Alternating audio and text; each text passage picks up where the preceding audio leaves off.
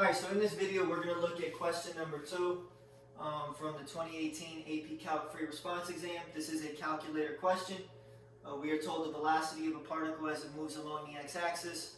We are told its initial position at time t equals 0 is at -5. We are not told units here. We don't know if t is in hours or seconds. We don't know if the position is in meters, if it's in feet. But again, that's not really relevant because we aren't asked about the units anywhere in this example.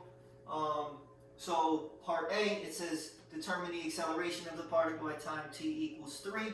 In order to do this, we need to understand we are given the velocity. The acceleration is the derivative of the velocity.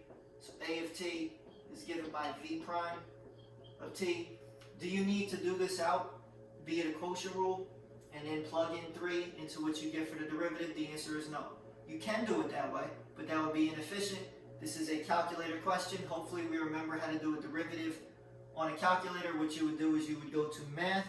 I'm just going to show you just in case you forgot. You go to math, you scroll down to option 8, which is derivative, and then all you need to do is just input the function in the point at which you wish to evaluate the derivative. So in this case, we want to evaluate the derivative of this function, so you're just going to type in v of t at the point t equals 3, and what you are going to get when you do this out is we get v prime of 3 is equal to -2.118. Therefore, that is the acceleration at time t equals 3. So a very easy question, should take no more than a minute to do. Part B. Part B asks you for the position at time t equals 3. So we're going the opposite direction now. To get from the velocity to the position, we need to set up an integral. And when we go to set up an integral, we need to suggestively select our limits of integration. And we've done enough examples now. One of the limits of integration should be based on our initial condition. The other should be based on what we are trying to solve for. We want the position at 3, so one of the limits should be 3. We are given the position at 0, so one of the limits should be 0. So this should be integral 0 to 3. If we integrate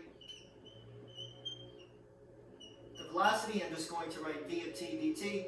We are going to get the position. So again, by second fundamental theorem of calculus, this is equal to the antiderivative evaluated at the upper limit of integration. That would be x of 3 minus the antiderivative. Again here, x of t is signifying the position of the particle at time t. This would be minus x of 0. We are told what x of 0 is. We are told the position at time t equals 0 is -5. So therefore what we get, if we are solving for the position at 3, we can add this over. We get the position at 3 is given by x of 0 plus the integral from 0 to 3 of v of t dt. X of 0 we said is -5.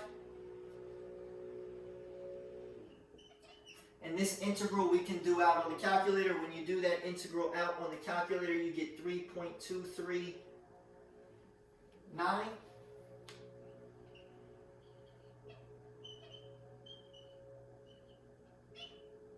And I believe actually if we keep all of the decimals, we get 978. So we don't want to round too early. And what we get for our answer then is we get x of 3. We should be able to combine these like terms. We're going to get -1.760. Again, we don't have units for this, so we can just leave it as is. But this is the position of the particle at time 3. So hopefully that makes sense. We used FTC part 2, and again, the important thing here is we recognize that when we go to set up the integral, the limits of integration, again, need to be related to what we are given in terms of our initial condition and what we are solving for, in this case, the position at 3. Hopefully you can still hear me. I know the landscapers have just kind of started mowing outside, so I'm hoping that you can still, there's still pretty good quality for the video. Otherwise, I'm going to have to redo it. Next one. So part C. So part C, they ask you to first evaluate these two integrals. So this is a matter of you just type this into the calculator. Here's your v of t. So 0 to 3.5. In this case, you need to do absolute value. Hopefully we understand that the absolute value of the velocity, this is the speed. We do need to know this because they do ask us to interpret each of these in the context of the problem. So first you're going to type this one in, and we get 2.844.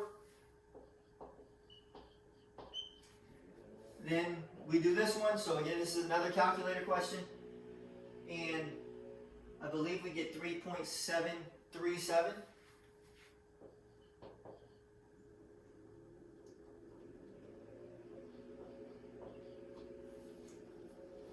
So at this point now we need to give our interpretation. Hopefully we know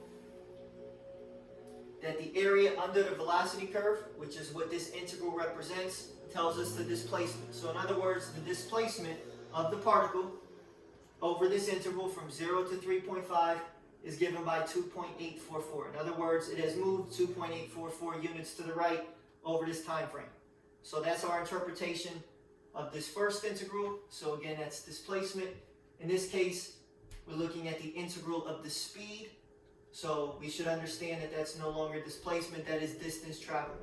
So this tells us the distance traveled by the particle on this time interval. There is nothing really to add to that. These are two things that we should understand. We made this crystal clear when we went through this unit. So again, this was a question that should take no more than a minute. You type in two integrals and you just write out a sentence as far as what do they mean. And again, displacement, distance traveled. That's the key idea. Last one. So we are now given the position of a second particle that is also moving along the x-axis. We are told its position is given by t squared minus t on this same time interval. And we want to know, when do the particles have the same velocity? So we want to know, when is this velocity of particle 1 equal to the velocity of particle 2? Well, let's first figure out what is the velocity of particle 2. The velocity is the derivative of the position, so we get v2. I'm going to use subscript 2. This is the velocity of particle number 2 at time t is given by 2t minus 1. We want to know, when is this equal to this? So what we are trying to do now is solve.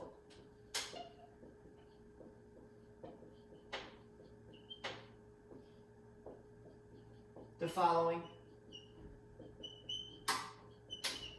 equation. And is this something that you're going to be able to do by hand? Absolutely not. This is, again, exclusively done on the calculator.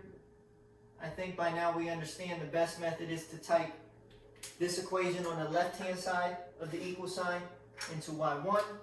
I would type this into y2, and I would just simply try to figure out where is the intersection point. So we'll go ahead and do this on the calculator. So I already have the graphs drawn. To find the intersection point, just in case we forget, you go to second, calc, we scroll down to option 5. Hopefully this is visible in the screen, which is intersect. You hit enter a couple times, and we are told the intersection is 1.570. You can also round it up if you wish, because the fourth decimal place is a 5. I will just truncate it in this case. We get t is approximately 1.570, or you can write t is approximately 1.571. That is also acceptable, but that's what we should get. So all you need to do is use the calculator. There's only one intersection point on this interval from 0 to 3.5, and it's just a matter of, do we know how to do that on the TI-84. So again, I think question number 2 was a very simple question. It makes sense because we saw that part D of question number 1 probably took anywhere from 5 to 10 minutes to do, which means that this question should have been pretty straightforward, and I think that it was. So if you have any issues, feel free to send me an email and I'll get back to you.